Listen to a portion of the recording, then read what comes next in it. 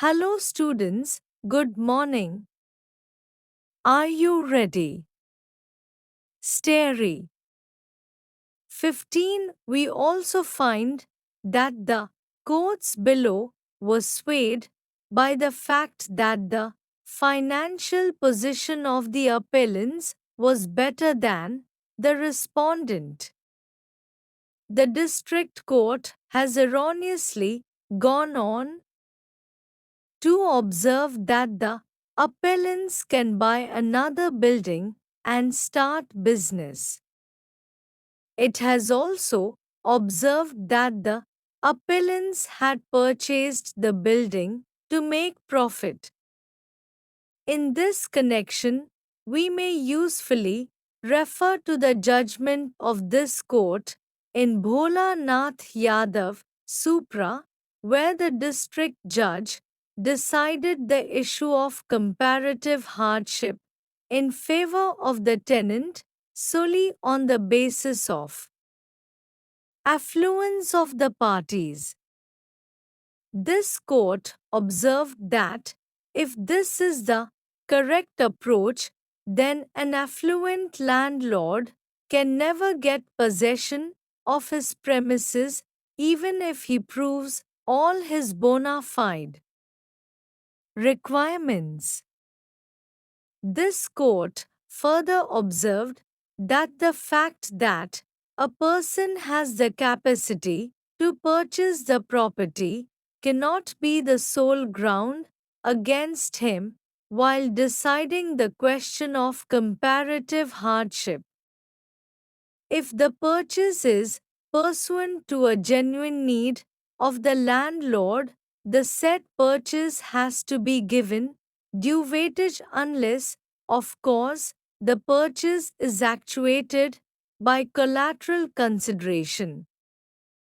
This court rejected the High Court's finding that the landlord had secured the premises apparently in a game of speculation. Somewhat similar observations are made in this case by the district court, which, in our opinion, are totally unsubstantiated. Para change.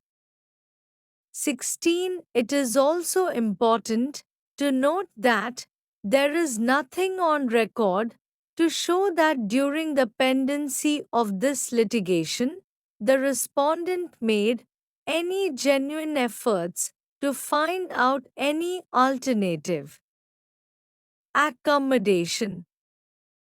We, specifically, asked learned counsel for the respondent to point out any evidence to establish that the respondent made any such genuine efforts. He was unable to answer this query satisfactorily. In the ultimate analysis, we are of the view that the perverse findings of the courts below on the aspect of comparative hardship must be set aside. The High Court has rightly found the need of the appellants to be bona fide. It has, however, fallen into an error in directing the respondent to hand over only one room to the appellants. In our opinion, the hardship that the appellants would suffer by not occupying their own premises would be far greater than the hardship the respondent would suffer by having to move out to another place. We are mindful of the fact that whenever the tenant is asked to move out of the premises, some hardship is inherent.